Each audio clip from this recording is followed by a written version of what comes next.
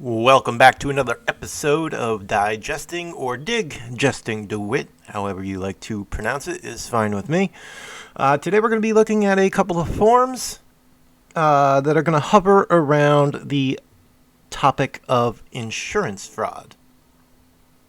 This should come as no surprise to you, but I believe Jeremy's under investigation for that claim for insurance fraud. So we're just going to look at a couple of insurance documents and stuff that he has been through. Obviously, we have a lot of documents to go through. We're going to go through several of them today. But first, we're going to start off by what is exactly in his cars. What equipment and what kind of money is he spending to put into these pieces of junk that he buys? Because I do have a document. I don't believe it's going to be in this video where he bought a motorcycle for $2,000. So I can't imagine this right here. All this equipment right here is going towards a vehicle that you see here on the screen. This is all vehicle equipment. This cannot go on a motorcycle just because of the size of the light bars and everything like that. This has to be for a vehicle. And if you see here, so the company that did some of his work, do not reach out to this company. I redacted some info on them just for that. But I mean, they don't know who they're working for, and they're only trying to make a living. And they think Jeremy's running a legitimate business. So, yeah, with that being said, let's look at what they put in his vehicle back on October 2nd of 2017, where he had to prepay $29,256.78 for the following. So he's got a rear cargo truck mount equipment tray, as you would see like in the back of Tahoes and stuff, and other police vehicles. Federal Signal, that is a brand name. Rear Charger taillight flasher. So maybe this is going to be in a Charger or in several vehicles. Wayland is a brand name. Siren and light controller. Even though they don't have sirens in their vehicles, there's a bill for one. Go figure. Surprise, surprise. We got a backup camera system that they threw in for $749. A white-on-white Crossfire license plate frame, which seems very expensive at $578. Phoenix Canon 120. Federal Signal Micro Pulse White, so he does have flashing white lights. Wayland Liberty Light Bar LED, doesn't say what color the light bar is. Wayland Dominator Forehead White, so more flashing white lights. Orion Road Flares, $210 for some road flares, who knows how many. Vehicle Graphics, Metro State Special Services. So you know the comment where Jeremy says that he does all his own decals? Apparently not. Or tint jobs. Because we see right here, window tint, full vehicle, including the stripe or strip. Whatever way that is going to be pronounced there, if it's a strip or going to be a stripe. Selena rear prison transport seat. So he even put prisoner transport seats in the back of these vehicles. Those are the hard plastic seats that you see in the back of police cruisers. Not sure why you would need one on a funeral escort. I don't think they could hold a casket. And certainly if you are going to ride some of the family members of the funeral, you're not going to put them in a hard plastic seat with a cage. That would be more barbaric, especially on a funeral escort, but let's go forward. Rear window bars. So he also has rear window bars. Who is he detaining in the back of these vehicles? He's got a prisoner transport seat and rear window bars. All right, so we got another Micropulse White from Federal Signal. We got a Wayland 8-head inner edge rear traffic advisor. Those are those usually amber bars that'll either signal to the left or to the right or flash in different patterns. But usually with the traffic advisor, it'll flash either right or left, depending on which way you want the traffic to flow behind you. But Jeremy's not allowed to do traffic, so I don't know why he would be... I mean, that could be taken in the scope of directing traffic. He's not doing it with his person, but he is doing it with his vehicle. We also have a Wayland Avenger dual white. A lot of white lights. I think he put white so he could just switch the lens, is my thinking behind this. A Stalker radar antenna. So he's putting radar antennas on the vehicles. They do not come with it. He has ordered it to make it look like they have radar capability in their funeral escort vehicles. So that way, when people are driving down the road and he's performing a funeral escort, he knows the exact speed at which oncoming traffic is traveling at, what pace. Unbelievable. I did not go through this entire list, so I'm learning this as you guys learn this. So it's rather interesting.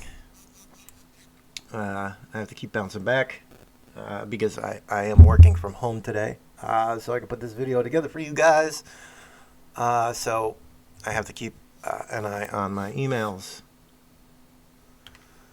All right. So where were we? Right here, the radar antenna. Wayland Avenger dual white, more white lights. Gambler Johnson center console. That's the police center console where you could mount your siren, your light center with all the switches, with all the takedown lights, main lights, and such. Of course, you have to have the laptop mount in there as well, full police style laptop mount, and I believe he has the Panasonic Toughbooks to go along with it, the same ones that the police departments use. So this is an interesting one right here. He's got an AR-15 rifle rack. Why would you need an AR-15 rifle rack for a funeral escort? That's quite interesting on its own. An AR-15 rifle rack, so he could put his airsoft AR-15 right in there. And here we go. Follow along with the window bars and the rear prisoner transfer seat. You also got the prisoner transport partition. That is the glass and metal cage that separates the back seats from the front seats. So when you are giving nice rides to these funeral escort people, they don't punch you or shoot you or stab you in the back of the head as you're driving them around. That could be the only reason that I can think of why he would want to have one of those in there, in case he needs to give the family a ride. Obviously, a family on a funeral, you can't trust these people. Who knows what they're going to do? So it's better to be safe than sorry. Isn't that right, Jeremy? Sound off, signal dome light, red and white. So that is probably just the interior light is red and white. Red is usually on for night times, so people can't really get a good look inside the vehicle, but you can still do your paperwork and type on the computer. And white during the daytime or at night if you're not too worried. L3 mobile camera system with DVR, so pretty good camera system that rivals police departments. Wayland Ion Spitfire, Splitfire, white, more white lights. A Motorola radio system for $1,325 with the Motorola speaker, because the radio system also needs an external speaker. I don't know why he needs the radio system when his portable radios don't work, apparently, as I've been told, or who programmed it for him. I mean, you can program those yourself. It's not overly difficult. But yeah, he had a full radio system in the vehicle as well. Stalker radar system and front antenna. So $1,200 went towards a radar system with the front antenna. Of course, you got to have the old push bumper with the Wayland lighting installed in the push bumper. Wayland M4 white side push bumper. Wayland Dominator 8-head white. A lot of white lights on this car. Wayland 100-watt speakers. Those are going to be for your sirens and air horns, folks. Phoenix Canon 120 and a Phoenix Canon 360. I'm not sure exactly what those are. Lighting system, I would have to imagine. Federal Signal Ghost White Double Stack. Another light in white. Federal Signal Micro Pulse White. Another one of those. Also in white. Wayland White M4. Another white flashing light. Federal Signal Ghost White Single Stack. Also white. We're on a theme here. And the theme is colors that Jeremy cannot have. He ordered them. Wayland Mirror Beams, white, Ion V. Sound Off Signal Intersector Mirror Lights. Lights within the mirrors. I'm guessing that's the side mirrors. White on white crossfire license plate frame, so even the license plate frame had lights. Wayland LED spotlight bulb upgrade. So instead of using the actual bulbs, halogen or whatever they are, he switched to LEDs.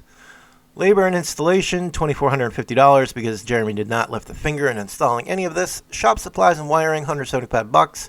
And an administrative charge vehicle assessment fee of $275, bringing us the grand total of $29,256.78 to to conduct funeral escorts. And that was on October 2nd, 2017. On February 25th, 2018, he had a 4-man labor team come out. Doesn't say what they did. So 4-man labor team, $1,500, trip charge for $150, and administrative fees. Who knows what they are? Just file paperwork and write up invoices. $89 for a total of $1,852.04. Now, you might be thinking to yourself, where is Jeremy getting this kind of money? We know he has a lot of credit cards. We know he has a lot of debt. So let's delve in deeper and see. Well, let's first start off with the question, has Jeremy ever had proper insurance? Well, let's look here. Commercial insurance application from an insurance company in Pembroke Pines, Florida, dated 2/19/2018. A couple days before, February 25th. Not putting the contact info in there. I'm redacting a lot of this stuff, and since it's redacting, it's RED, I decided to use the color red. Just felt fitting. Anyway, I had to redact a lot of this stuff just so there was no backlash from Googly Eye Blonde, or any of her cohorts, anybody running the MS channel. So that way these videos don't get taken down. So this just looks like a plain old document with a Jeremy Dewitte from Metro State Unit in Orlando, Florida. So let's look and see how he answered on this. He's doing this as an individual, where it should be LLC, as he had registered his company. But he decided to check the individual box for individual insurance, as if he's a sole proprietor running one vehicle, like a catering service that has one vehicle. You know, the state certified agent catering services there in the Orlando area. So let's go down. Let's see here. I left the full name here just because it's not his real name. Nobody can complain when it's not your legal name. We have no idea who Jay Dewitte is. In fact, I believe I saw a video once where Jay Dewitte's real name, or PoliceTube's real name, was Jay Dewitte. So I believe Jeremy Dewitte was impersonating PoliceTube. Not really, but anyways, I decided to leave that open just so you could see the makings of insurance fraud. Jay Dewitte is your contact, and I did not. I'm trying to think. Was there? No, he did not spell it correct here. I was going to read that out. I didn't. I wanted to make sure that it was Jeremy Dewitte. He did not put his correct name. He signed the company wrong. It's just as just an individual. But he has a business phone number. Go figure. Go figure. And let's see here. Of course, I'm not going to show which street he was on in Orlando, Florida. It's inside city limits, and he is the owner. Number of full-time employees, leaving it blank, is pretty much putting 0 in there, buddy. Annual revenue. How much money are you making a year? $9,600. I doubt that, Jeremy. You made that in about a week. On a bad week.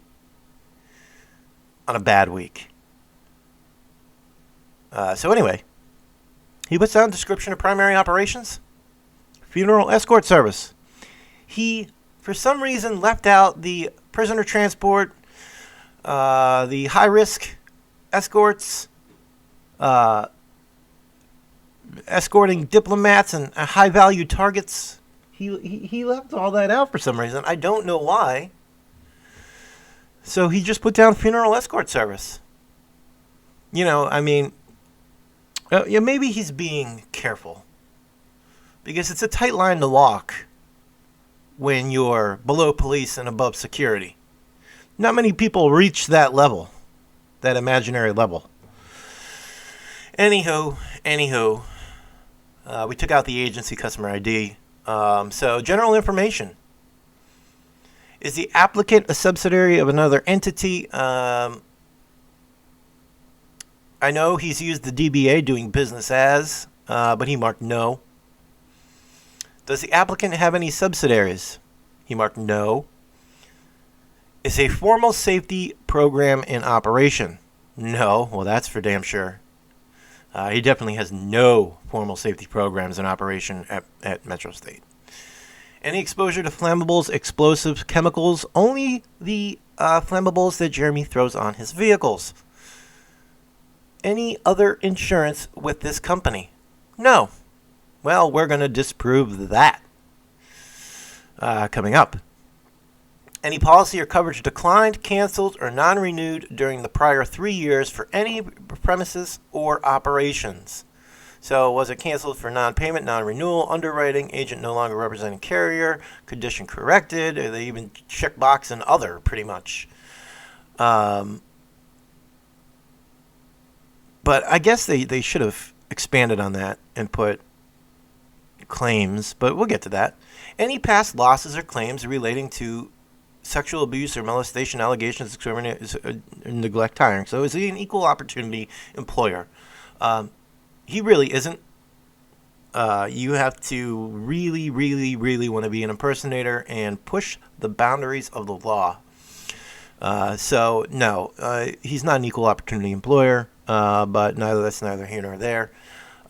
During the last 5 years, Tenon, Rhode Island, has any applicant been indicted for or convicted of any degree of the crime of fraud, bribery, arson, or any other arson-related crime in connection with this or any other property?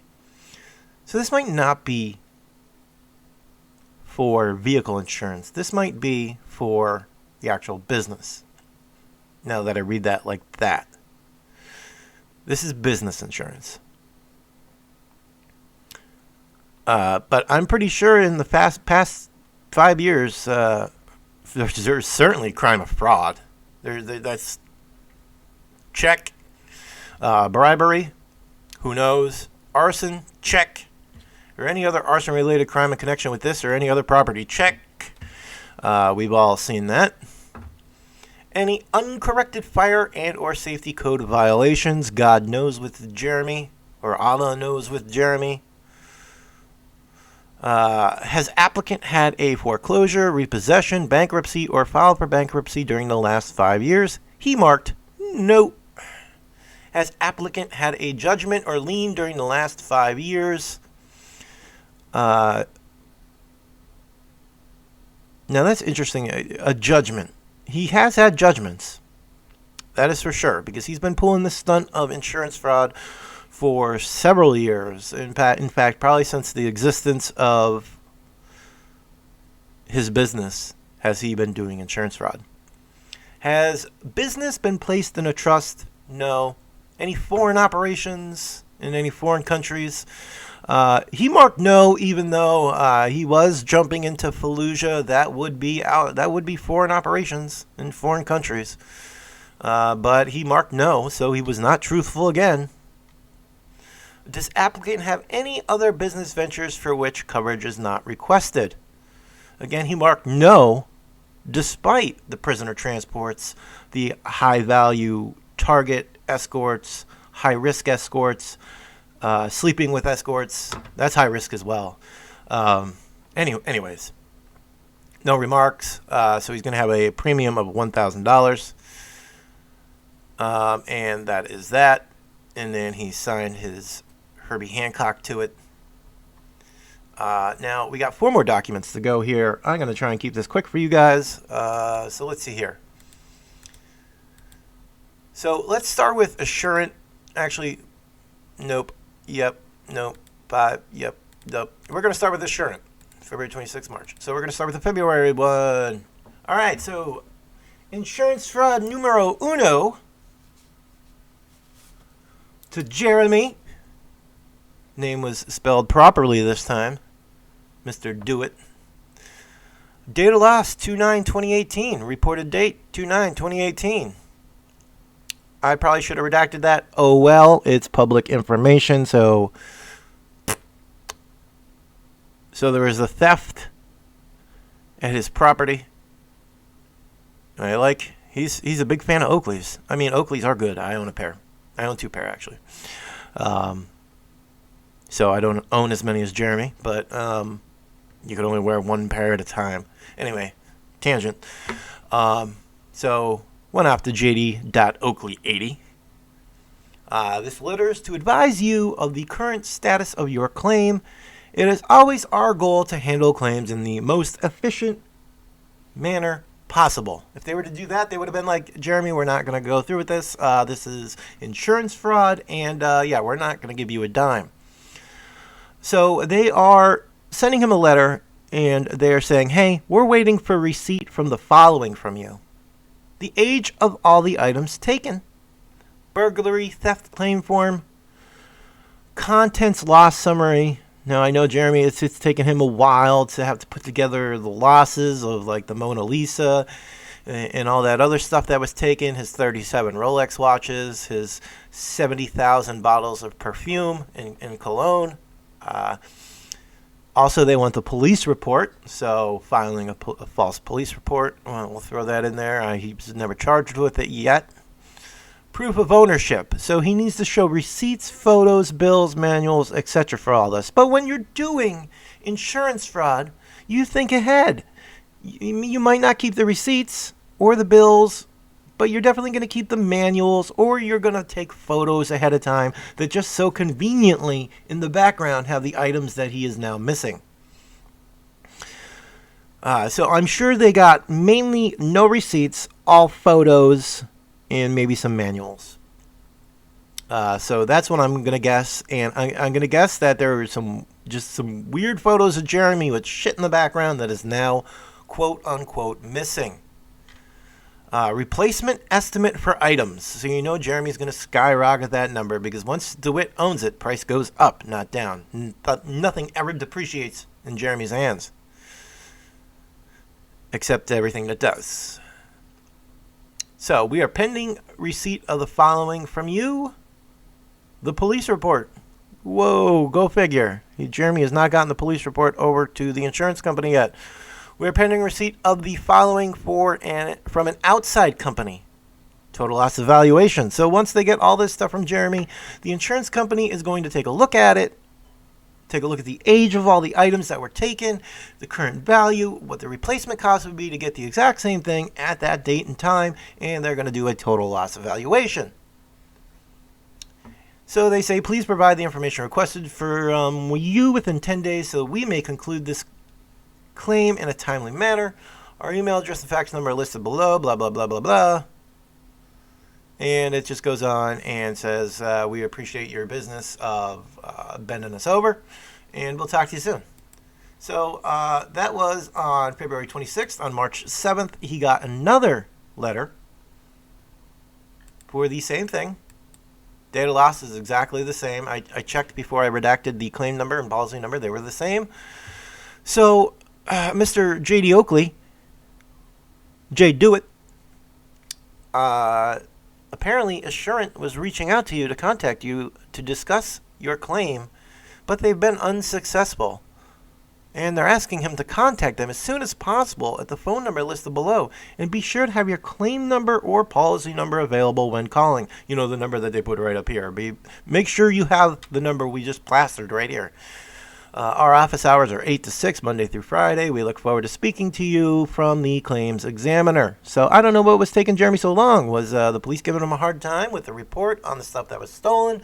Was he still taking photos of the stuff that was lost? I surely hope when he sent these whenever you take a digital photo, in the background of that photo, in the properties, what it does is it has a list of properties for that photo, up to and including, if you take it with your smartphone, it will give you the geographical location that picture was taken. So it'll give you like the coordinates of where that was taken, when it was taken, what it was taken with, etc., etc. So hopefully they looked at those pictures, opened them up, and maybe Jeremy took the pictures on February 10th. That would be interesting to find out. I wish I was an insurance investigator. I think that would be a cool job, just to try and debunk everybody. Now, I understand it's a sensitive topic because a lot of people do lose a lot of stuff. So, I mean, you can't be a hard ass to everybody. But I'm sure they have a case on Jeremy somewhere in a central repository where they pull up his name and you could just see the list of claims that this person has gone through in his career. I'm sure they have to have some type of centralized database where they could look upon other insurance companies, because insurance companies talk to each other. They're not stupid. They want to know what happened at other insurance companies, so there's probably a list out there of all of Jeremy's claims from insurance. So let's see, which ones would we not look at? All right, so we're going to look at this one, then the other one. So this is from remember, this is from Assurant. Now we're moving on to Geico. He's hitting all the major ones. So Geico, another claim, March 5th, 2018. Wait a minute, what? But digesting. The date of loss on this is 2/9/2018. He's an insurance claim. A month later, another insurance claim? Coincidence? I don't know. So for claim documents, blah, blah, blah, get a hold of this person. Please see examination under oath. That's what EUO stands for, examination under oath, which means, Jeremy, just lie the shit out of your mouth and tell us everything that you think happened. So let's scroll up to the top of this window. This was faxed over to Jeremy. So there was some stuff redacted. We all know his name. Although I probably should have redacted that. But anyway. So let's see here. All right. So he had an appointment on March 28th, 2018 for Jeremy Charles. Location is going to be a milestone reporting in Orlando and Orange County. The adjuster has been redacted. Opposing counsel, none. Court reporting office, please provide a court reporter, which is also known as a stenographer, for approximately 1 arrow. So let's go down here and see what we got. From the law office of blah, blah, blah. Geico General Insurance Company, March 5th, 2018. Sent via first class U.S. mail and certified mail return receipt to Jeremy in Orlando, Florida. Claim number, date of loss, 12/3/2017. So 3 months prior, approximately. And let's see here. Examination under oath of Jeremy Dewitte. Dear Mr. Dewitte, Please be advised that the undersigned has been retained by Geico to conduct an investigation into the automobile accident. That's what this one is. Another accident which reportedly occurred on or about 12/3/2017.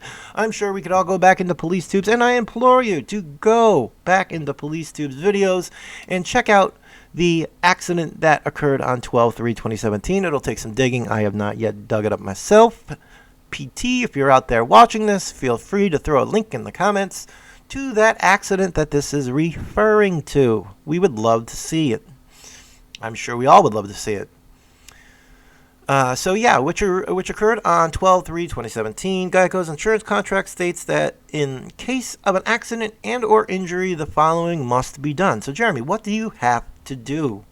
As soon as possible after a loss, provide written notice to Geico of how, when, and where the accident or loss occurred.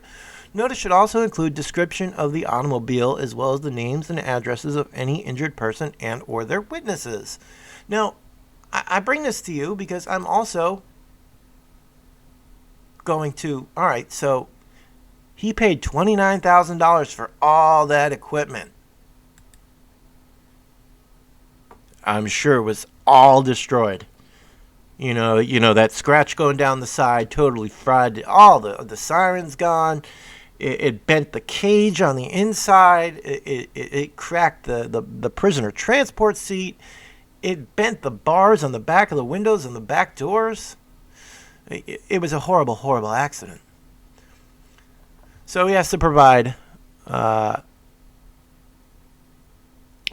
that. Description of any automobiles, any names and addresses of any witnesses. Cooperate with Geico in the investigation. That's kind of a no-brainer. Settlement or defense of any claim or lawsuit. Cooperate and assist Geico in enforcing any right of subrogation against any legally responsible person or organization. In the event of a claim under the physical damage coverage, protect and exhibit the damaged property. So he has to protect and show the damaged vehicle. Submit proof of loss when required by Geico. Submit a written proof of claim under oath if required that includes the full particulars of the nature and extent of the injury and treatment received. So, Jeremy, if you decided to take a trip to the hospital afterwards because you are fine then, but you're just like, oh yeah, it's just my head and neck that hurts. But check out Rania. Because she's injured. She nailed her head against the side of the car. Against that window. So, of course, you're going to go to the ER later at the hospital she works at to get checked out. Because you have to, when you commit to insurance fraud, you commit to everything. You're all in. You gotta, go to the hospital. Hell, you gotta piss your pants on scene at the accident. You really have to sell it, which I'm sure Jeremy did.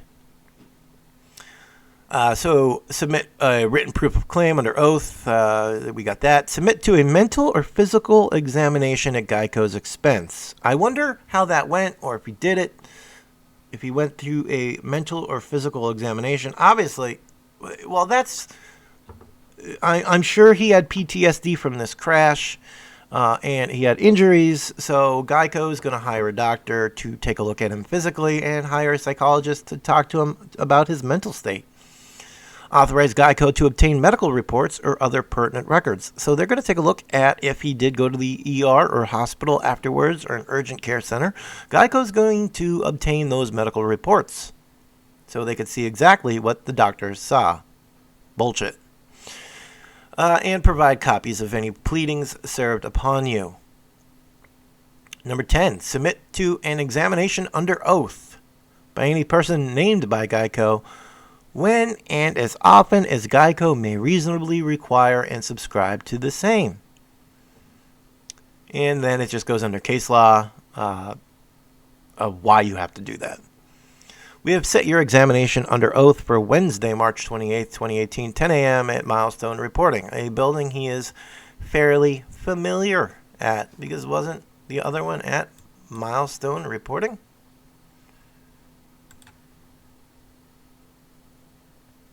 Pretty sure it was. Maybe I saw it here somewhere. Anyways, should you not attend on this date, Jeremy, a certificate of non-appearance will be issued by the court reporter. If you do not attend the first scheduled date as shown above, a second date to attend will be scheduled. We'll give you a second chance. If you do not attend the second date scheduled, a certificate of non-appearance is obtained and your benefits will be canceled. You will get jack shit. If you require an interpreter, please provide notice of this no later than 5 days before your scheduled examination. It is possible that your examination under oath could last the entire day. I respectfully request that you leave the entire day free. Don't set up any other prisoner transports or high-risk, high-value target escorts that day so that your examination under oath will not be interrupted or suspended. You have the right to have your attorney, Amir Ladan, present with you at the examination under oath if he wants to participate in insurance fraud. You could have him there. I don't know if he did. If he's a smart lawyer, he would be like, I am not getting my hands dirty in this. So who knows? But Jeremy's brazen enough to go by himself. He doesn't need an attorney. He knows the law. When you've impersonated a police officer for that long, you know the law. Trust me. If you failed to appear, I mean, just look at all of Jeremy's videos where he's using police 10 codes, run to 2728. Yeah, he's going to 1015 me. You know, like it's hysterical. If you fail to appear at the time, you may be jeopardizing the coverage for your claim. Of course, please bring the items listed on the attached Schedule A. Should you fail to produce the requested documents by the date, you may be jeopardizing coverage for your claim, and you may get jack shit. If you're unable to make your examination under oath at the time and date scheduled above, then they better fucking reschedule it. If you require an interpreter, please notify us. Please be advised that pursuant to Florida State Statute 316-1974 that they're allowed to do this. I'm just kidding. Florida State Statute 626.9541. Geico is currently evaluating the circumstances surrounding your claim.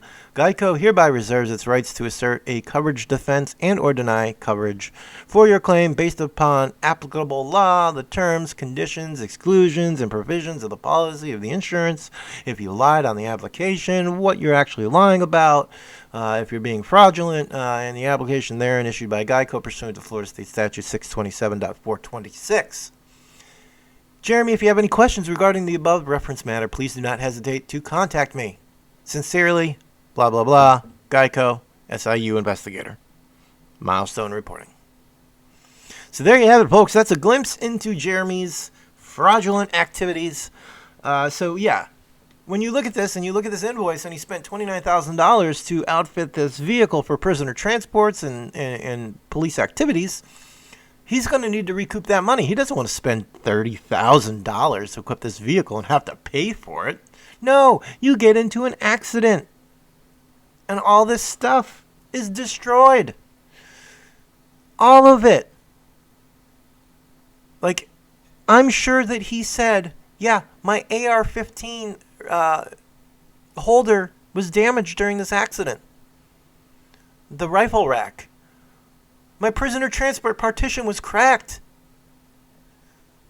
All my white lights that I'm not supposed to have don't work. They were all fried. All of them fried. The siren doesn't work. You know, the siren I'm not allowed to have. That one doesn't work. Oh, the radar system's totally fried. I'm not going to be able to run radar now. How am I going to perform my duties as a funeral escort provider if I cannot run radar? So that's the claims that these insurance people have to put up with. Unfortunately, Jeremy's probably not the only person. I'm sure he's not the only person that does this. It's slimy, and that's why the general public, their insurance rates are so high. It's because of Jeremy Dewitte and people like him that think that they could get a free dime just by spending a ton of money, putting it in the vehicle, and then causing an accident, pretty much. And then saying it wasn't your fault, my back hurts, my neck hurts, I need all this money.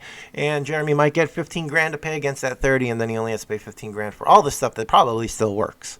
Minus a couple of dents and scratches. Everything else is going to work. It's not going to fry a fender bender will not fry everything. It's not going to fry your radar system in the vehicle. I wish they had these documents when they went on Dr. Phil. Because Dr. Phil would have picked this apart and been like, Jeremy, you're doing prisoner transports. Why is there an AR-15 rifle rack? Why do you need all these lights? Why do you need the siren? Why do you need the prisoner transport partition? Like why? Like, he would have picked this apart like there was no tomorrow. Where's the other ones that he would have went off on? Jeremy, why do you need the prisoner transport seat? Why do you need the window bars? That would have been my question. That totally would have been my question. If I had him in the national spotlight and I wanted to bury him, I'd ask him all those questions. All these red dots. Jeremy, why do you need all this stuff? Why do you need sirens? A prisoner transport seat, rear window bars, an AR-15 rifle rack, a prisoner transport partition. Why do you need all this? Just to escort a funeral that could probably escort itself if they just stayed close together and were not more than 10 feet apart, vehicle to vehicle, and proceeded slowly through every stoplight. So yeah, like the rest of America does. I will never understand it, but I could see some changes to the law, the 316.1974. That number is ingrained in all of our heads. State statute 316.1974. Say it over. Come on, say it with me. 316.1974. Says I could do that. No, it doesn't, Jeremy. It doesn't say you could do any of this that you're doing right here, or whatever you're doing. Unless he was going to do Metro State prisoner transports. But then you got to get over the question. It's like the chicken or egg question. Jeremy, how are you going to transport yourself to prison when you got to sit in the back and drive? I'm surprised there's nothing in here for a steering wheel and gas and brake pedal in the back seat. So that way he could drive himself to prison. Anyways, that's all I got for you today. I'm sorry these videos don't come out more often. I do work a full-time schedule and then some, so my time is very fleeting. So I will try and get more videos out to you in the future. So just bear with me as I dig through all this information.